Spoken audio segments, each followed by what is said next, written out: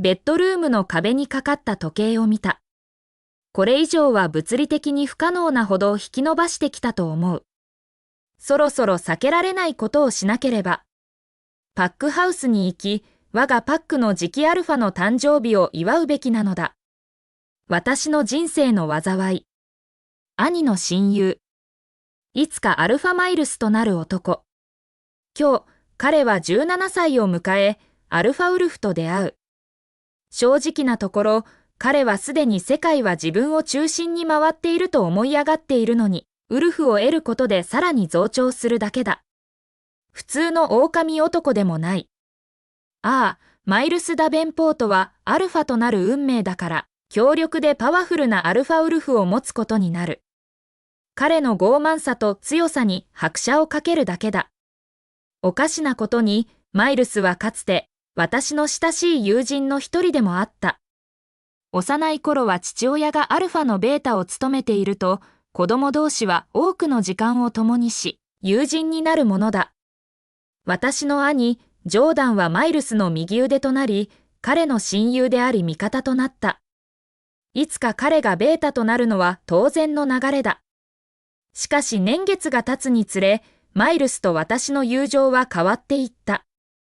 彼が学校の人気スポーツ選手になっていくにつれ、友情は色あせた。結局のところ、彼は次期アルファなのだから、常に人気があるはずだった。しかしトップスポーツ選手でもある彼は、アイドルのように崇められた。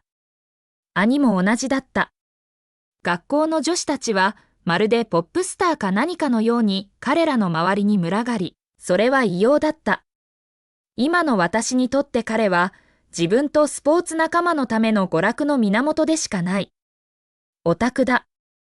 彼の周りを追いかける美人女王たちの一人ではない。ただから変われる対象だ。私はいつかアルファとなる男と過ごす時間を楽しんでいた状態から、たった1学年で彼を憎むようになった。彼は自分を神からの贈り物だと思っている。正直なところ、もしそうだとしても、その贈り物は返品したい。ベイリー。開花から母の呼ぶ声が聞こえた。もう時間がほとんどない、と教えてくれている。ジョーダンは父と一緒にしばらく前にパックハウスに向かい、友達であり我々のアルファに会いに行ったのは知っていた。わかってると叫び返し、デスクの上の本を見た。取り組んでいる課題を続けたくてたまらない。このオートのいじめっ子のパーティーに行く代わりに、課題を続けて利用可能な追加単位を取り、行きたい大学に向けて勉強を進めたいのに。父の親友の息子だから、ほとんど家族同然だと考えなければならない。席から立ち上がり、鏡の前に歩み寄り、今日選んだ黒のスケータードレスを直した。地味でシンプルな背景に溶け込みやすいもの。でも、誰かになぜ努力しなかったのと聞かれた時のための、とりあえずのドレスだ。厚底の黒いサンダルと合わせて、一応は体裁は整っている。誰も私を見ないだろうけど。今日、すべての視線は誕生日の少年に向けられる。いつもそうだ。彼がそうさせるから。カーリーな茶色の髪を後ろになびかせ、ドアから出た。目の前に広がる数時間がもう憂鬱だ。母が車をパックハウス街の駐車スペースに入れる間、妹のモーガンは私の頭の周りのカーリーをいじって、ただ私をイライラさせようとしていた。彼女は私が今ここ以外のどこかに行きたいと思っていることを知っていて、その瞬間を心から楽しんでいる。あらあら、お家に帰りたいの、ベイリー・ブー？彼女はからかった。あなたたち二人、やめなさい。さあ、お父さんが中で待っているわ。誕生日の男の子を探しに行きましょう。母は楽しそうに言う。このパーティーがどれほど最悪になる可能性があるか、全く気づいていない。彼女もまたマイルスを崇拝している。兄と一緒に育ったのを見てきた彼女は、彼の尻から太陽が輝いていると思っているらしい。それはいつも私を狂わせそうだった。彼、私たちがいても気づかないわよ、小声でブツブツ言いながら、彼女についてパックハウスの階段を登った。妹の派手すぎる服装に首を振った。彼女は間違いなく、今日は誰かに印象づけようとしているようだ。少しだけ、彼女がマイルスの運命の相手かもしれないと期待しているのかと思った。結局のところ、彼は今日アルファウルフと出会う。今日初めて変身し、今日は彼が運命の相手を感じ取れる日になるかもしれない。学校ではこれについて大騒ぎで、多くの女子が彼の運命の相手になれる可能性に興奮していた。ガツの女神によって選ばれた彼と共にあるべき運命の相手。多くの女子が自分であることを絶望している。一方、私はそれ以外の何かを絶望していた。これ以上最悪なことは考えられない。でも、妹が今日どれだけ努力したかを見ると、彼女もまたその希望を抱く多くの女狼の一人なのかもしれないと思い始めている。私たちはパックハウスの廊下を歩き、そこには様々なパックメンバーがいた。今日はパック内の祝賀の日、次期アルファの誕生日だ。しかもただの誕生日ではない、成人の日だ。彼がアルファウルフと出会う日。パックハウスの壁は装飾で飾られ、複数の部屋に点在するスピーカーから音楽が鳴り響いていた。おっと、ごめん。笑い声を上げた女狼が私にぶつかり、私をよろめかせながら言った。今ここ以外のどこかにいたい。私にとって、これはあまりにも騒がしく、あまりにもうるさすぎる。ただ、その少女の背中を睨みつけた。彼女は何の気兼ねもなく私から離れていった。母と歩きながらほとんど跳ねているような妹について、メインラウンジエリアへ向かった。母が父にマインドリンクで到着を知らせ、彼らがそこにいると言ったからだろう。そうでなければ一日中探し回ることになる。パックのほぼ全員がマイルス・ファッキング・ダベンポートの誕生日を祝うために集まったようだ。ラウンジエリアは人であふれ、音楽が本当に爆音で鳴り響き、みんなが楽しんでいるようだった。私以外は、入ってきたドアから最も遠いラウンジの壁にもたれかかる兄の目があった。彼は私の方向にうなずくと、ただそらした。もっと努力できただろう、ベイリー彼がマインドリンクした。誕生日だ、葬式じゃないんだぞ。彼の言葉に胸が締め付けられた。すごい、侮辱はもう始まっている。ということは、マイルスもすぐに始めるはずだ。二人はそうやって協力し合うのが好きなようだ。私を嫌がらせて大きな楽しみを見出している。私は二人よりたった1歳年下で、彼らが少し年を取れば悪口や侮辱が収まることを必死に願っていたが、むしろひどくなるようだった。すべては、私が彼らが興味を持つような女の子ではなかったからだ、と確信している。私は他の女の子たちとは違った。簡単な標的を作り上げた、と母は言う。勉強が好きだったからだ。読書と学習が好きだった。自分をより苦労させているだけだ、と。計画は抜け出す方法を見つけて自分を楽にすることだった。ジョーダンが、君のドレスは葬式に行くみたいだって言ってるよ。ベイリー・モーガンはからかいながら、また私のカーリーをふわふわさせた。私の長い茶色の髪は太い、手に負えないカールとなって背中に落ちている。時々、それらは私を狂わせる。特に兄や妹がそれをいじりたがるとき。あらま、ドレスは着たわよ。あなたが頼んだ通りに私はプンプンしながら言い、彼らから離れた。すでに怒りを感じ、ただ振り返って家に帰りたいという誘惑に駆られていたが、母に引き戻された。マイルスの誕生日を祝いに行くのよ。少なくともしばらくはいるの。ベイリー、また社交行事から抜け出した理由をおばさんとおじさんに説明しなければならないのはごめんなさいよ。母は私を戒めた。彼女の口調は不機嫌に聞こえた。パーティーを去ろうという私の考えを読んでいたに違いない。彼女は私を娘に持つことを嫌っていると思う。もっと社交的で、すべてのことに参加することを楽しむ娘を望んでいるだろう。本に没頭している娘ではなく。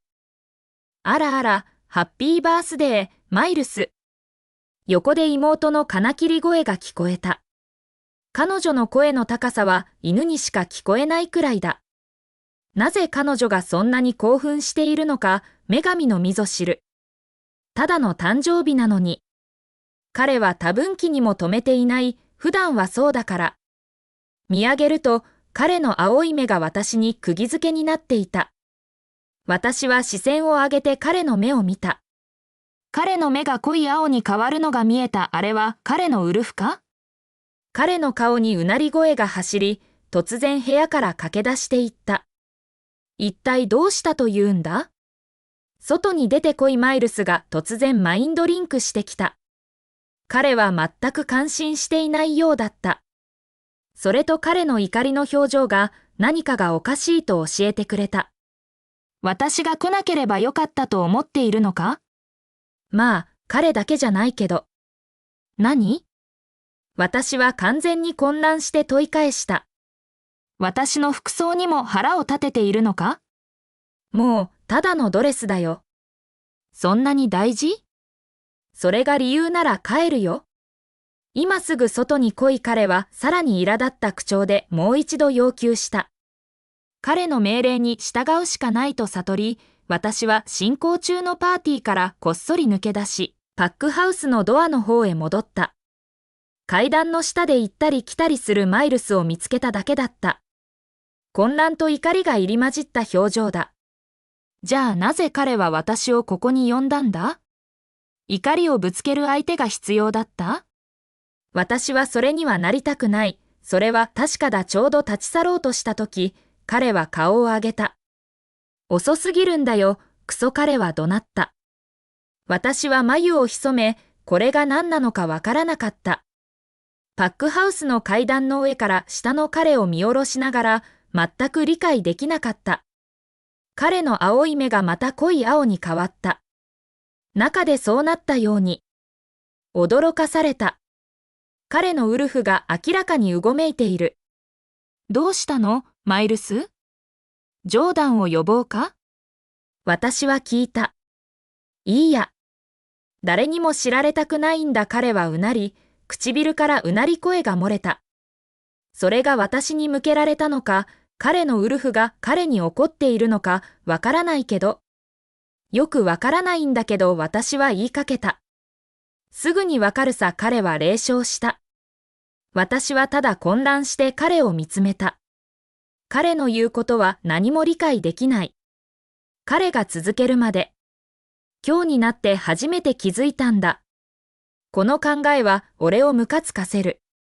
なぜ我々の月の女神がこんないたずらを俺に仕掛けるのかわからない。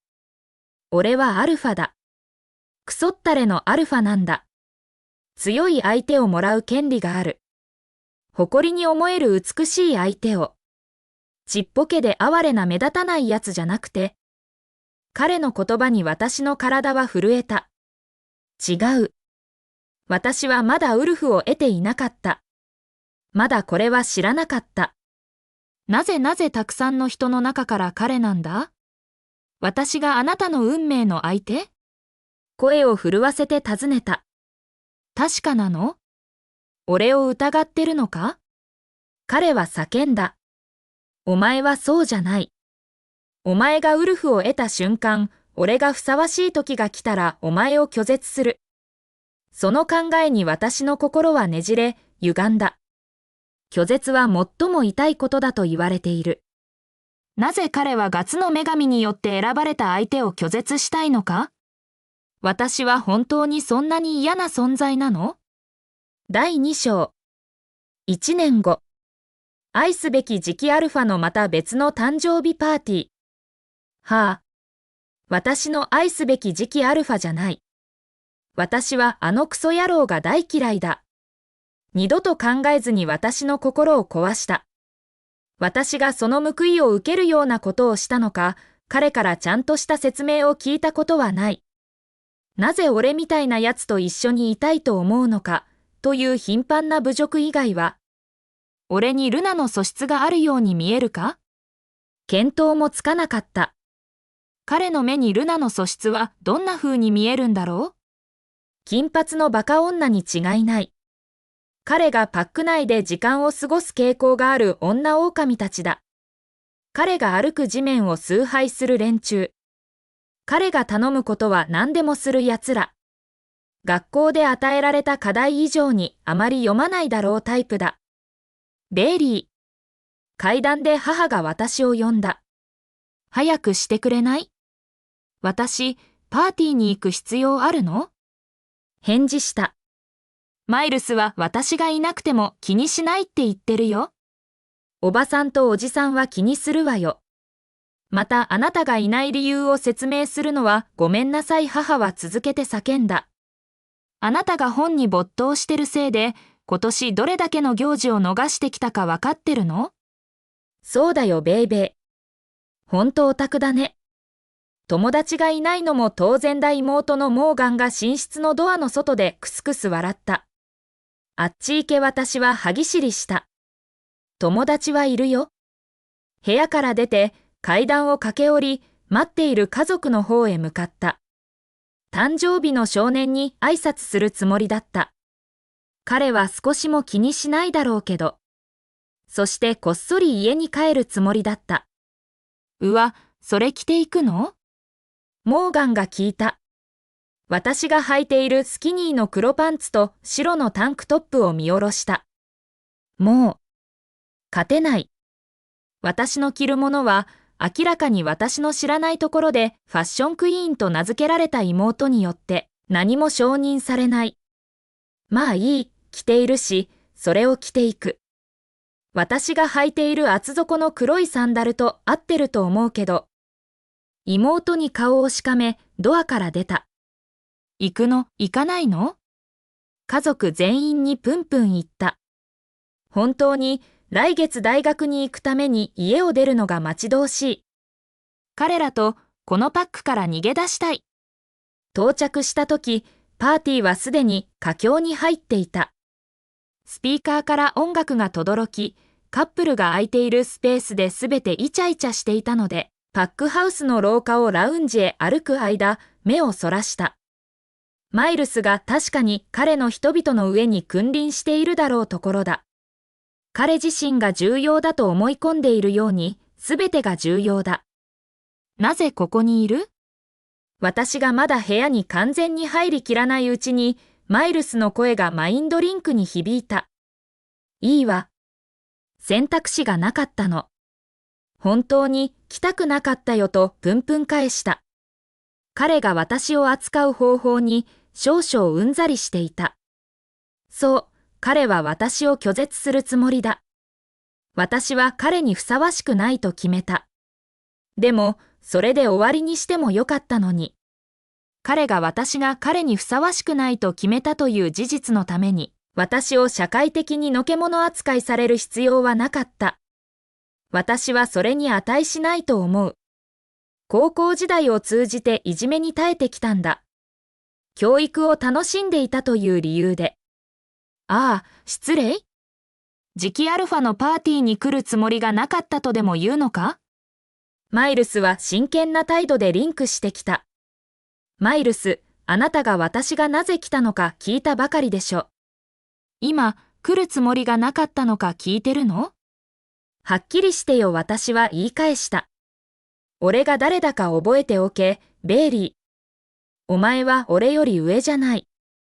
今後も絶対に。お前が俺の相手にふさわしいとみなしていたら、せいぜい俺と対等だったかもしれないが、違う。お前はその名誉には及ばなかった。彼は嘲笑った。怒りが駆け巡るのを感じた。私があなたを拒絶しなかったとでも思うの？私はプンプン言いながら出口の方へ戻り始めた。もうここにいたくない。背中のタンクトップをつかむ手を感じるまで。目を上げるとマイルスの黒い目があった。私を見下ろして嘲笑っている。我々のパックの次期アルファ。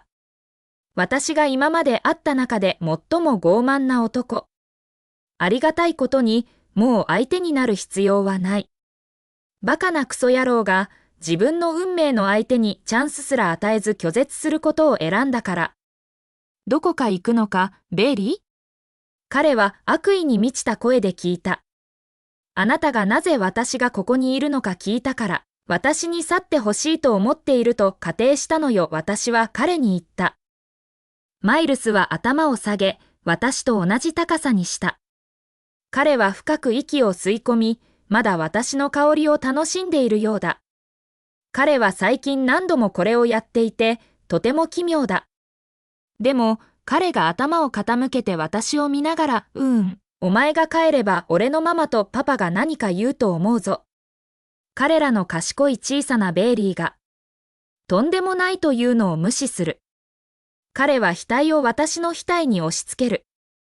ただ俺から離れてろ、俺の楽しみを台無しにするな。彼が立ち去るのを私は信じられないというように首を振った。もし避けられるなら彼の近くに行くなんて一瞬でも考えているのか？彼の近く以外のどこにでもいたい。ベイリー、なんで俺の友達にちょっかい出してるんだ？兄のジョーダンが要求する声を聞いた。彼が突然近づいてきて、多くの人が私の方を振り返った。素晴らしい。パックの噂話を始めるのにこれ以上ないよね。マイルスはそれを喜ぶはずだ。ちょっかい出してないよ。彼が話しかけてきたの。なぜ私が来たのか聞いて私は言った。兄は笑った。彼はマイルスと同じくらいバカだ。私の友達で兄がいる子たちは、兄がどれだけ過保護か嫌がっている。私？いいえ、私の兄はすべてのいじめを主導し、私に完全な嫌がらせをしているやつだ。彼は自分の妹が人気グループの一員からほど遠く、彼の言葉では本に没頭しすぎているという事実に大きな恥を感じている。正直なところ、私の家族全員が何らかの形で私を大きな恥だと思っていると思う。まあ、彼の言う通りだ。お前は祝賀に参加しないだろうからな。多分どこか静かな隅で読書してるんだろ。彼はからかった。まあ、それは確かに君たちの誰よりも知的に楽しいわ。私は彼に冷笑すると、兄から離れて歩いて行った。彼は混乱して立っていた。彼は私が何を言っているのかわからなかったと思う。怖いことに、彼は次のパックのベータになる。我々のパックは大変だ。彼とマイルスの間には、二人で一つの脳細胞しかなく、それはきっと共有しているものだ。そしてそれでさえ、充電式で急速に電力と知識を失い始めると思う。彼らは高校を卒業しただけだ。他の人にお金を払って仕事をやってもらったから。騒がしいラウンジからこっそり抜け出し、階段の上段へ向かった。できるだけ長く隠れられることを願って。後ろに足音が聞こえた。素早く振り向いた。誰かが寝室に行く途中か、この階の予備のトイレに行く途中ならいいのに。しかし、残念ながら、今夜は運が私の味方ではなかった。違う。マイルスが私を追いかけていた。眉を上げ、かなりイライラしているようだ。おい。話がある。彼は要求した。さっき私に去ってくれって言ったばかりじゃない？私は聞いた。そうは思わないな。お前がなぜここにいるのか、もっと質問してたと思う。マイルスは冷笑しながら言う。私と一緒に階段の上段に座る。マイルス、誕生日にパック全員がここにいるんだよ。私に話す必要があることは後でもいいでしょ。私は肩をすくめた。平和を切望していた。音楽が鳴り響くビートを考えると難しいけど。いや。なぜお前が去るって言わなかったんだ？彼は私が知らせなかったことに腹を立てているかのように尋ねた。なぜ私が彼に知らせる必要があるの？なぜそんなことするの？私たち友達じゃないでしょ、マイルス。あなたはまだ私のアルファでもない。私の両親、私とあなたのパパ、アルファとして手配されたんだから私は彼に説明した。なぜこれが彼を悩ませるのかわからない。むしろ彼は私を追い出せて喜ぶと思うけど。でもお前はどこかへ行くんだ彼はつぶやく。それは一般的に大学に行くときに起こることだよ。そうだね私はまた肩をすくめていった。家の近くに一つもなかったのか？彼は歯ぎしりする。一番遠いのを選んだように思えるんだけど。あなたに何の関係があるの？あなたは私のことが嫌いなんでしょ。私がいなくなる。私から解放されて望みが叶うんだよ私はプンプン言った。私が何をすべきで何をすべきでないかを彼が指図しようとするのに本当にうんざりしていた。私はこれができるように学校で一生懸命勉強してきた。私の両親はおばとおじ、我々のパックのルナとアルファに、州外の大学に行って勉強する特別な許可を得るために話してくれた。私の夢だと。私を引き止めるものは何もなかった。そして、マイルスが私を相手やルナとして望まないという事実も本当に何もなかった。誰もそれを知らないけど。それは私たちだけの秘密だ。私のウルフが来て以来、相手としての彼への引きつけにもかかわらず、私はまだ彼を本当に嫌悪している。彼は私をうんざりさせる。でも、彼のベッドを訪れる多くの女狼たちと寝る時の痛みは、彼がなった男をますます嫌悪するのを容易にした。なぜこの男からこのような扱いを受けるに値するのか、まだわからない。人気グループの一員ではないこと以外は。でも、私は彼よりも良いものに値すると思う。マイルスは私を一別し、一瞬思いやりのある表情が彼の顔をよぎったが、すぐに硬い表情に変わった。それはその通りだ。ガツの女神が俺をあんたに合わせるのに失敗した残念な出来損ないを見なくて済む。少なくとも数年花。どうだろう、あんたは向こうで誰かに出会うかもしれない。そうすることをお勧めするよ。そうすれば戻ってこなくて済む。なぜなら、アルファとして、俺は自分のルナを探しているからな。マイルス、正直言って、あなたが他の誰かを見つけようがどうでもいいわ私は彼に言い、家に帰ろうと立ち上がった。彼と同じ場所にもう一瞬もいたくない。私が離れようとしたとき、彼は私の手をつかみ、私を彼の方へ引き寄せた。それで私は再びパックハウスの1階の踊り場の上段で、彼と同じ高さに座っていた。いつもそんなに正義ぶってるんだな、ベイリー？気にしないって言うだろ？わかるさ。まあ、これは俺の条件でいく。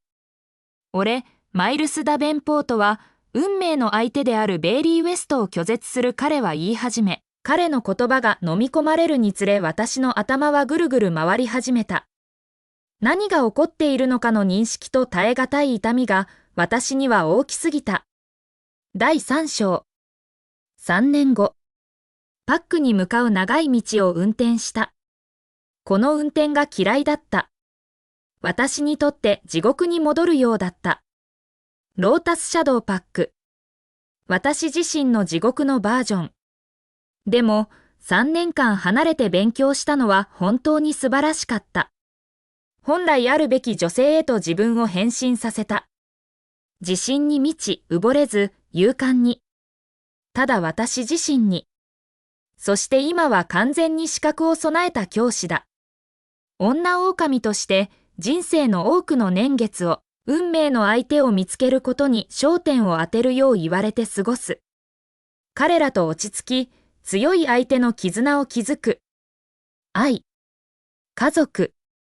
まあ、ガツの女神が自分以外の誰も愛せないほど無能な相手と私を組み合わせてくれたおかげで、私の無邪気な10代の夢は決して実現しないと受け入れた後、私は自分のキャリアに焦点を当てることに決めた。私の教育は常に大きな誇りを持って取り組むものだった。学ぶことが大好きで、その贈り物を伝えていきたいと決めた。もう他人が私をどう思おうと気にしない。そして大学にいる間、同じように感じる人々に囲まれているのはとても素晴らしいと感じた。やっとどこかに自分が合っていると感じた。そしてそれが私を本来あるべき人物にならせたと思う。しかし今、私は彼らの命令でパックに戻らなければならない。合意では、学位を取得したら家に帰ることになっていた。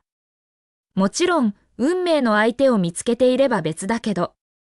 でも、心の中ではそれは決して起こらないと知っていた。なぜなら、私の運命の相手は家に座っているからだ。我々のパックの上に君臨して、自分が最高だと思い込んで、聞いたところによると、私を拒絶した後、近づく女狼と誰とでも寝ている。かなりのプレイボーイになっている。そして私の目にはかなりの笑い種だ。我々の警備されたパックの門に車を止めた。ハーレー、我々のパックの戦士の一人で、現在警備任務中だったが、私の車の窓の方へ歩み寄った。ID と命じた。彼に眉を潜めた。家に帰るとき、前に ID を求められたことはないと思う。家に帰るたびに、正直なところ、それらの訪問はほとんどなかったけど、私の訪問は私に要求されたときだけだった。私はこの場所を嫌うようになり、離れている間に戻ってくることは私にとって優先度が低くなっていた。ハーレー、私だよ。ベイリー彼の間違いに笑わないように説明しようとした。ハーレーは私をじっくり見た。くそ。すまないベイリー、全然気づかなかった。髪型変えたんだな。それにメガネもかけてない。よくなってるよ。彼は肩をすくめながらすぐに目をそらした。彼の失態に明らかに恥ずかしがっている。彼の反応に私は冷笑した。そう、私の髪は以前よりいくらか整っている。カールは伸ばされ、髪は今すっきりと滑らかに背中に流れている。読書用にかけていたメガネはとっくにない。離れている間にレーシック手術で目を治したから。それに、今は少しシンプルなメイクをして自分の特徴を強調している。誰かが違いに気づいてくれてよかった。問題ないよ。まだ ID いる？私は彼に聞いた。彼は私ににやりと笑った。君が誰かわかってるよ。会えてよかった。彼は私にうなずき、ゲートが私のために開く。戻ってる間にたまに会おうか。私が車を走らせ始めると付け加えた。私は笑顔でいられた。今は私が会いたい男と捕まえるのを止めるものは何もないと思う。今は本当に気にしていないけどでも、もう待つ運命の相手がいないみたいだ。そしてマイルスは独身でいることを強調しているわけでもない。私が帰るたびに、彼は腕に別の女狼をぶら下げていた。商品のようにパック内を練り歩き、次の訪問時に私が戻るまでには彼女を交換していた。彼はかなりの女たらしになっている。そして私の目にはかなりの冗談だ。パックの馴染みの静かな道を車で進んだ。夕日が空に沈みつつある中、実家へ向かう道を車を動かした。間違いなく母はそこで私を待っているだろう。父も、もし仕事から帰っていれば。兄と妹はわからない。二人ともまだ実家に住んでいるが、友達の家を行き来し、兄は時期が来たらすぐにパックハウスのベタスイートに引っ越す準備をしている。いずれにせよ、彼らは私が帰ると分かっているとき、私に会うために急いで家に帰ることはめったにない。私に会うことは彼らの優先リストのトップではないと思う。車を馴染みの実家の前の通りに止めた。家に帰ったなんて信じられない。ここに閉じ込められる。ここに何年も閉じ込められるという見込みに、胃の中の恐怖が激しくかき乱された。惨めで不幸で抜け出す道がない。今や私の運命の相手は私を拒絶したから。マイルスと私以外は誰もそれを知らないけど。違う。アルファが強力な月の女神の選択に逆らったと知られたら弱いと思われると彼は決めたんだ。だから、これは私たちの秘密だ。さもなければ彼は私が想像したくない方法で私に報復すると明らかに。そして正直なところ私はそれを考えたくない。彼は私が学位を取るために離れることを許してくれた。叔父である現在のアルファでありマイルスの父親と私の両親がどっちつかずだったとき、最後の説得をやってくれた。あるいはそう彼は言った。それがどれほど真実か、私はおそらく真実を知ることはないだろうが、それが理由で、そしてそれだけが理由で、私は彼が頼んだ通りにすることを選んだ。もし彼が言ったことをやっていたなら、彼は私がパックから離れて教育の学位を得るという夢を叶えることを許してくれた。パックのベータの娘ではなく、ただ私自身でいられるように。そして私はそれによって成長した。でも今、私は戻らなければならない。私が属する場所へ。そして、私は学位を得たかもしれないが、本当の将来の見込みはない。私はおそらくここに閉じ込められる。車から降り、仕事を見つけることをこれまで以上に決意した。母の声が聞こえた。ベイリー。彼女は玄関の階段から私を出迎え、大きな笑顔を浮かべていた。綺麗だわ、お嬢ちゃん。私は彼女に微笑み返し、玄関の方へ動いた。隣の家、アルファの家からマイルスが出てくるのを見ただけだった。到着のタイミングをもっと悪くできただろうか？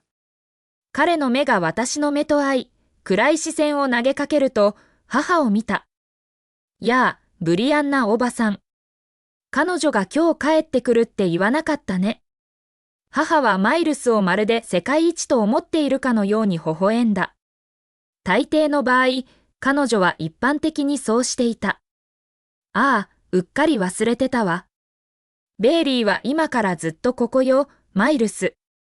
なんて素晴らしいでしょ？マイルスは再び私に暗い視線を投げかけた。本当に素晴らしいね。彼は声に深刻な軽蔑を込めて